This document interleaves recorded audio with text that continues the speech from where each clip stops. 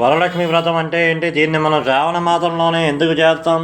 ఈ వరలక్ష్మి వ్రతం చేయడం వల్ల ఇంతకుముందు ఎవరు ఎటువంటి ఫలితాన్ని పొందారు? మొట్టమొదటిగా మానవ లోకానికి ఈ వరలక్ష్మి వ్రతం అనేటువంటిది ఏ విధంగా వచ్చింది? ఇవన్నీ కూడా చెప్తాను, శ్రద్ధగా వినండి. అక్షింతలు పట్టుకున్నారా?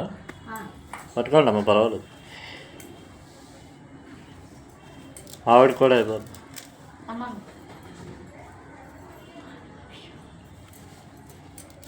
అయితే పూర్వకాలమునందు సూత మహర్షి అనేటువంటి ఒక మహర్షుల వారు ఉండేవారు. ఆ సూత మహర్షి ప్రత్యేకత ఏమిటయ్యా అంటే వేదాలన్నీ కూడా చెప్పడంలోని, పురాణాలు ఇతిహాసాలు చెప్పడంలోని బహుముఖ ప్రజ్ఞాశాలి. అంటే 4 వేదాలు తెలిసినవాడు, పురాణాలన్నీ కూడా తెలిసినవాడు. ఇక్కడ పురాణాలు అంటే అష్టాదశ మహాపురాణాలు 18 అంటాం కదా. గరుడ పురాణం అని, బ్రహ్మ పురాణం అని, విష్ణు పురాణం అని మనం చదువుతాం అనేక. ఎవరికి వీలైంది వాళ్ళు. గజేంద్ర మోక్షం అనే కథలు ఉంటాయి కదా, అవి పురాణాలు. ఇతిహాసం అంటే కథ, ఇతిహాసాలు ఇలాంటివన్నీ కూడా చెప్పడంలోని ఆ సూత మహర్షి అనేటువంటి మహర్షుల వారు చాలా బహుముఖ ప్రజ్ఞాశాలి. అంటే మంచి తెలివైన వాడు, అనుభవజ్ఞుడు. అటువంటి సూత మహర్షిని సౌనకాది మహాములు అందరూ కూడా అడిగారు. అయితే అసలు ఓ మహాప్రభు, మానవ లోకంలో ఉన్నటువంటి స్త్రీలు ఏ నోము చేత కానీ, ఏ వ్రతము చేస్తే స్త్రీలకు సకల సౌభాగ్యాలు, అష్టైశ్వర్యాలు, భోగభాగ్యాలు, సిరి సంపదలు కలుగుతాయో అటువంటి నోము ఏదైనా ఉంటే చెప్పండి అని చెప్పి ఆ శౌనకాది మహామునులు అందరూ కూడా సూత మహర్షిని అడిగారు. అడిగితే దానికి ఆ సూత మహర్షి ఈ విధంగా చెప్తున్నాడు. వరలక్ష్మి వ్రతం అనేటువంటి ఒక వ్రతం ఉన్నది. ఆ వ్రతం చేయడం వల్ల స్త్రీలకు చక్కగా సకల సౌభాగ్యాలు, అష్టైశ్వర్యాలు, భోగభాగ్యాలు, సిరి సంపదలు కూడా కలుగుతాయి అని చెప్పి ఆ శౌనకాది మహామునులందరికీ కూడా సూత మహర్షి చెప్పాడు.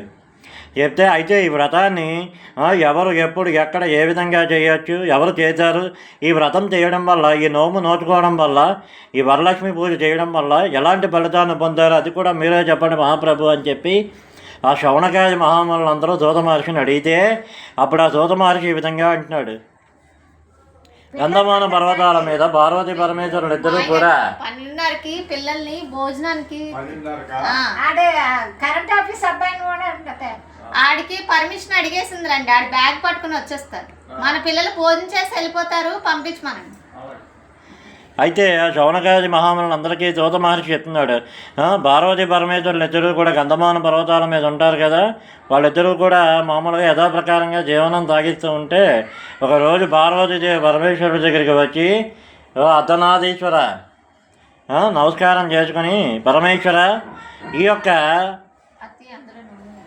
స్త్రీలకు సకల భోగభాగ్యాలు, తిరిగి సంపదలు కలిగేటువంటి నోము కానీ ఏదైనా ఉంటే చెప్పండి అని చెప్పి పార్వతీదేవి కూడా పరమేశ్వరుని అడిగింది. ఉంటే వేయండి, పర్వాలేదు, మీ ఇష్టమే.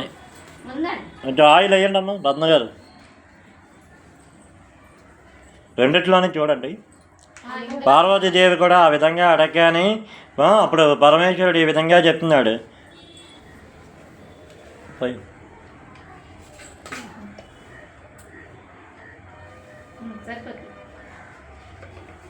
కుండెనాపురం అనేటువంటి ఒక గ్రామం ఉండేదట భారతదేశంలోని. ఆ గ్రామంలోని చారుమతి అని ఒక మహిళ ఉండేది, ఒక బ్రాహ్మణ స్త్రీ ఉండేది.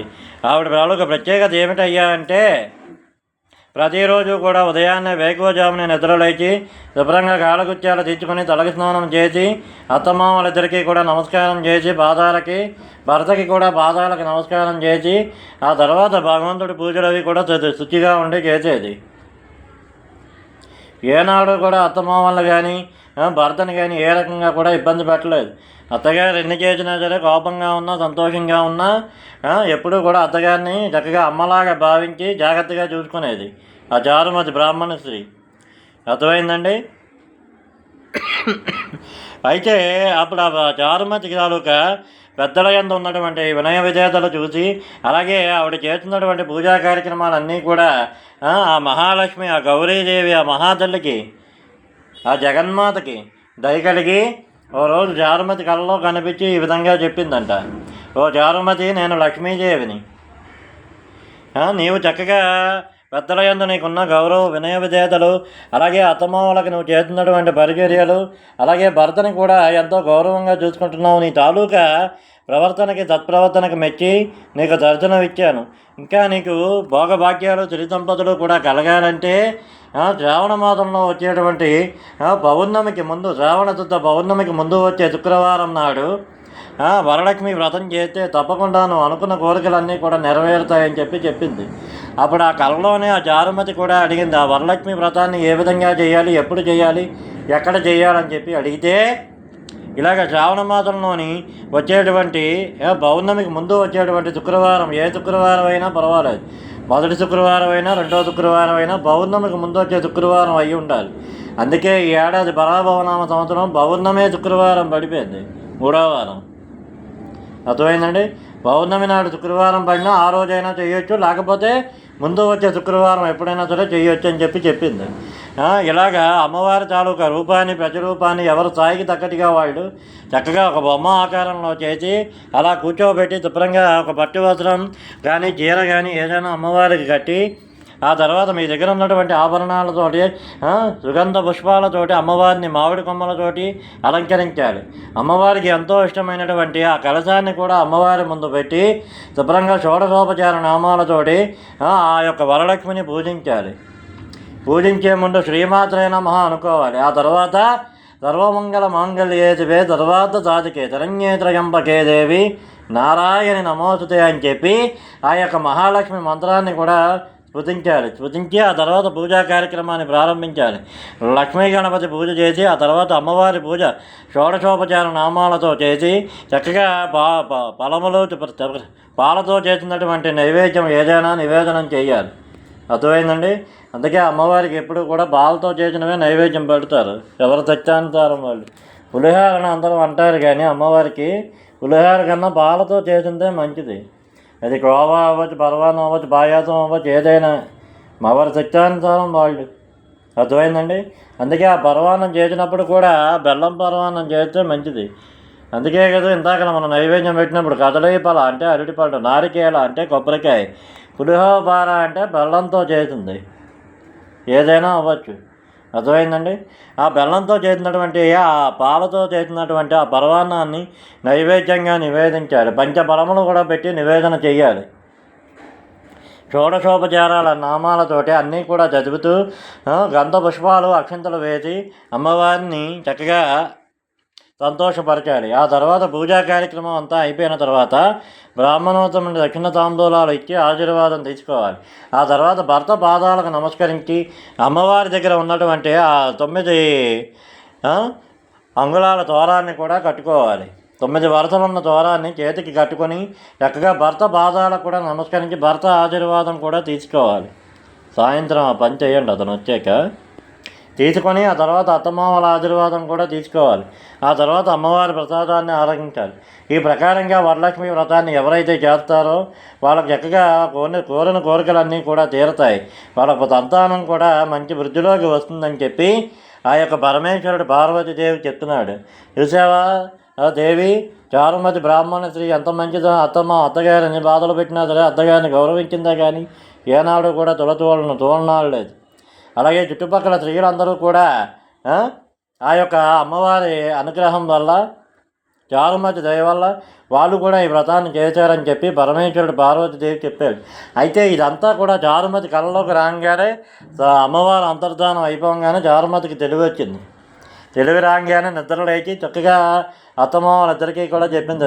లక్ష్మీదేవి వరలక్ష్మి నా కళ్ళలోకి వచ్చి చెప్పింది, ఇలాగ శ్రావణ మాసంలో వచ్చేటువంటి పౌర్ణమికి ముందు వచ్చే శుక్రవారం నాడు వరలక్ష్మి వ్రతం చేయమని కలశారాధన అది పెట్టి శుభ్రంగా సుగంధ పుష్పాలతోటి, అక్షింతలతోటి, సహస్రనామాలు, అష్టోత్తరనామాలతో, ధూపదీప నైవేద్యాలతో పూజిస్తే అనుకున్నవన్నీ కూడా నెరవేరుతాయని తన కళ్ళలో వచ్చిన వరలక్ష్మి ఏ విధంగా చెప్పిందో ఆ చారుమతి అత్తమామలకు అదేవిధంగా చెప్పింది. అలాగే చుట్టుపక్కల ఉన్న వాళ్ళకు కూడా ఆ విషయం చెప్పింది. అది విని అత్తమామలు ఎంతగానో సంతోషించి తప్పకుండా తర్వాత వచ్చే శ్రావణ మాసంలోనే వచ్చే పౌర్ణమికి ముందు వచ్చే శుక్రవారమే నువ్వు తప్పకుండా ఈ వ్రతం చెయ్యమ్మా, వరలక్ష్మి వ్రతం అనేటువంటిది చెయ్యమ్మా అని చెప్పి అత్తమామలిద్దరూ కూడా అన్నారు. అలా అనగానే ఎంతగానో సంతోషించి చారుమతి చక్కగా తెలివైంది, జ్ఞానవంతురాలు, గుణవంతురాలు కాబట్టి ఆవిడ ఒక్కతే కాకుండా తన ఇరుగు పొరుగు ఉన్నటువంటి ముత్తైదువులు మహిళలందరికీ కూడా చెప్పింది. ఇలాగ అమ్మవారు సాక్షాత్ లక్ష్మీదేవి నా కళ్ళలోకి వచ్చి చెప్పింది, శ్రావణ మాసంలో చక్క వరలక్ష్మి వ్రతం పౌర్ణమికి ముందు వచ్చే శుక్రవారం చేస్తే మంచిదంట అని. కాబట్టి నేను చేస్తున్నాను, నాతో పాటు మీరు కూడా ఆచరించండి అని చెప్పి చక్కగా మహిళలందరూ ముత్తైదువులందరూ కూడా కూర్చొని చక్కగా లక్ష్మీదేవిని ముందుగా ఆ మహాగణపతిని, ఆ తర్వాత లక్ష్మీదేవిని షోడశోపచార నామాలతోటి గంధ పుష్పాలు అక్షింతలతోటి పూజించి ధూపదీప నైవేద్యాలు పెట్టి ఆ తర్వాత ఆ ద్వారానికి కూడా కుంకుమతో అర్చన చేసుకొని ఆ తర్వాత అమ్మవారి దగ్గర ఉన్నటువంటి ఆ ద్వారాన్ని తీసి చేతికి కట్టుకున్నారు. మొదటి ముడి వేయంగానే చక్కగా వాళ్ళ ఒంటి నిండా కూడా బంగారమయం అయిపోయింది, ఒళ్ళంతా కూడా, శరీర భాగం అంతా కూడా. రెండవ ముడి వేసేసరికి బంగారు రథాలు కూడా వచ్చాయి వాళ్ళని తీసుకువెళ్ళడానికి ముత్తైదు వాళ్ళందరినీ కూడా. అలాగే మూడవ ముడి వేసేసరికి చేతికి ఆయు ఆరోగ్యాలు భోగభాగ్యాలు జన సంపదలు కూడా కలిగాయి. ఇలాగ ఒక్కొక్క ముడి వేస్తున్న కొద్దీ ఒక్కొక్క కోరిక నెరవేరుతూ వచ్చింది. ఇలాగ వాళ్ళ ఉన్నటువంటి ప్రదేశం అంతా కూడా బంగారాలు, వజ్రాలు, వైడూర్యాలు, ఆభరణాలతో పూర్తిగా నిండిపోయింది వాళ్ళ శరీర భాగాలతో సహా. ఆ ప్రకారంగా వరలక్ష్మి వ్రతాన్ని ఆ చారుమతి చక్కగా అమ్మవారి కళ్ళలోకి వచ్చి చెప్పిన విధంగా తన ఒక్కతే కాకుండా తన స్వార్థం చూసుకోకుండా ఇరుగు పొరుగు మహిళలందరితో కూడా కలిసి ముత్తైదువులతో కలిసి శుభ్రంగా ఆ వరలక్ష్మి వ్రతాన్ని ఆచరించింది. శ్రావణ మాసంలోని చక్కగా ఆ పౌర్ణమికి ముందు వచ్చే శుక్రవారం. అలాగే ఆడవాళ్ళందరూ కూడా ఎంతగానో సంతోషించి, ఓ చారుమతి నీ కళ్ళలోకి వచ్చింది కాబట్టి బ్రాహ్మణ సేవి ఎంతో పుణ్యం చేసుకుంటేనే అలాంటివి అమ్మవారి కళ్ళలోకి వస్తుందని చెప్పి, ఈ వల్ల మాకు కూడా అమ్మవారికి పూజ చేసే భాగ్యం కలిగిందని చెప్పి ఆ మహిళలందరూ కూడా చారుమతిని ఎంతగానో మెచ్చుకొని వారి వారి గృహాలకు తిరిగి వెళ్ళిపోయారు. ఈ ప్రకారంగా పరమేశ్వరుడు చూసావా దేవి, పార్వతీదేవి చెప్తున్నాడు, చూసావా దేవి, ఆ చారుమతి ఎటువంటి స్వార్థం లేకుండా తను ఒక్కతే కాకుండా చక్కగా చుట్టుపక్కల ఉన్నటువంటి స్త్రీలందరితోటి కూడా, ముత్తైదువులందరితోటి కూడా చక్కగా ఆ యొక్క వరలక్ష్మి వ్రతాన్ని ఆచరించింది. అందుకే ఈ కలియుగం కానీ, ద్వాపర యుగం, త్రేతాయుగం, ఏ యుగంలో అయినా సరే చారుమతి పేరు మారు మ్రోగుతుంది. అలాగే ప్రతి సంవత్సరం కూడా ఉగాది తర్వాత మన భారతదేశంలో వచ్చేటువంటి మొట్టమొదటి పండగ వినాయక చవితి అని మనం అనుకుంటాం. కానీ మొట్టమొదట వినాయక చవితి అనేటువంటిది పురుషులు స్త్రీలు అందరూ కలిపి చేసుకునేది. దానికన్నా ముందు స్త్రీలు చేసుకునే మొట్టమొదటి పండగ ఏదంటే ఈ యొక్క వరలక్ష్మి వ్రతమే. అర్థమైందండి. అందుకే మనకి శ్రావణ మాసం కూడా దక్షిణాయనంలో అనేటువంటిది వస్తుంది. ఉత్తరాయణం అంతా కూడా ఒక ఎత్తు అయితే దక్షిణాయనంలోని మనకి పండగలన్నీ కూడా వస్తాయి. శ్రావణ మాసం అని, వినాయక చవితి అని, అలాగే ఆశ్వీజ మాసం దసరా పండగ అని, ఆ తర్వాత కార్తీక మాసం అని చెప్పి. అర్థమైందండి. దక్షిణాయనం అందుకే అంత మంచిది. ఆ ప్రకారంగా శ్రావణ మాసంలోని శ్రావణ శుక్రవారం నాడు పౌర్ణమికి ముందైనా చెయ్యాలి, లేకపోతే అవకాశం లేకపోతే పౌర్ణమి తర్వాత వచ్చే శుక్రవారం, కానీ శ్రావణ మాసంలో 4 శుక్రవారాల లోపే చెయ్యాలి. ఆ వరలక్ష్మి వ్రతం చేస్తే చాలా చాలా మంచిది అని చెప్పి ఆ సూత మహర్షి మహాములందరికీ కూడా తెలియజేశాడు. ఇది స్కాంద పురాణ ఇతిహాసం వరలక్ష్మి వ్రతకల్ప కథ సమాప్త.